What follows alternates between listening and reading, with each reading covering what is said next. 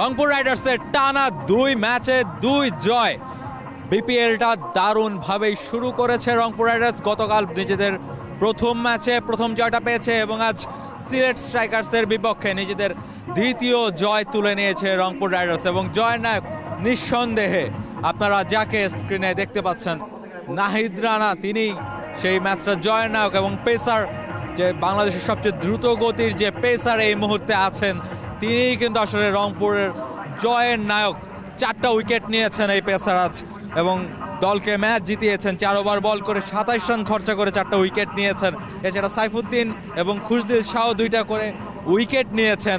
তবে নাহিদ রানার বোলিংটা এবং স্পেশালি খুশদিল শাহর লাস্ট ওভারটা আসলে রংপুরকে জয়ের বন্দরে পৌঁছে দিয়েছে এবং তাদেরকে ম্যাচ জিততে সহায়তা করেছে।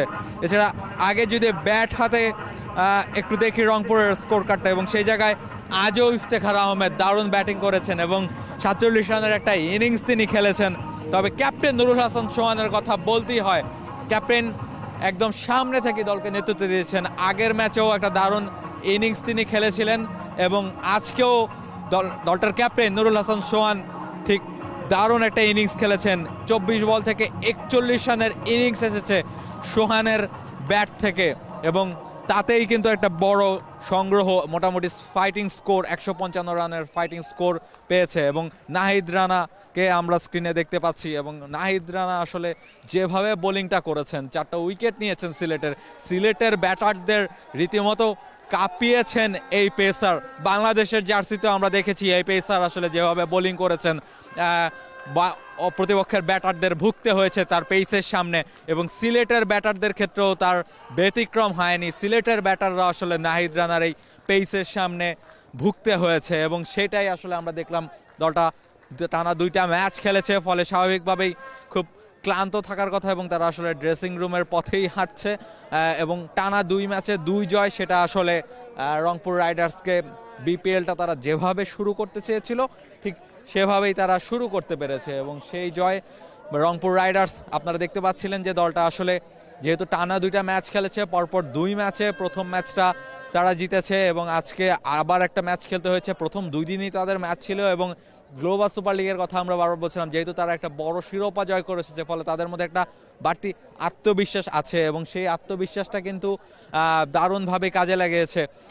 এবং সেই জায়গাটা থেকে আমরা দলটার ব্যাটিং কোচ মোহাম্মদ আশরাফুলকেও আমরা দেখতে পাচ্ছি, তিনিও নিশ্চয়ই দারুণভাবে কাজ করছেন এবং সেই জায়গাটা থেকে আশরাফুল রংপুরের ব্যাটার যারা আছেন তারা আসলে সেভাবেই কাজ করেছেন।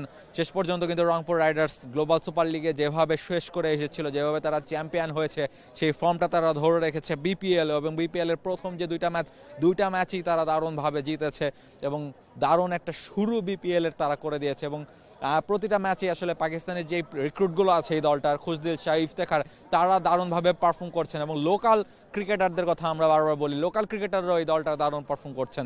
শেখ মেহেদি পারফর্ম করছেন, নুরুল হাসান সোহান ক্যাপ্টেন তিনি পারফর্ম করছেন, নাহিদ রানা বল হাতে পারফর্ম করছেন, সাইফুদ্দিন, কামরুল ইসলাম রাকিবুল, প্রত্যেকটা লোকাল 5 জন যে বোলার আছে দলটার, প্রত্যেকে আসলে একই রকম ভালো পারফর্ম করেছেন। ফলে সব মিলিয়ে আসলে তাদের জয়টা খুব সহজ হয়ে উঠেছে এবং টানা 2 ম্যাচে তাদের যে টানা ডমিনেটিং 2টা জয়, সেটাই আসলে বলে দেয় যে দলটা আসলে কতখানি ভালো ছন্দে আছে এবং কতখানি ভালো প্রিপারেশন আসলে নিয়ে এই দলটা বিপিএল খেলতে এসেছে এবং গ্লোবাল সুপার লিগের যে কনফিডেন্সটা তারা নিয়ে এসেছে, সেই কনফিডেন্সটা বিপিএলে তাদের কতখানি কাজে লাগছে সেটা তারা মাঠেই প্রমাণ করে দেখাচ্ছে।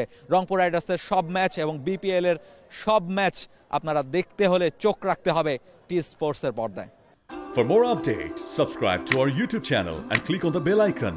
Follow us on Facebook and Instagram. Download T-Sports app to enjoy exciting games and highlights. Visit tsports.com.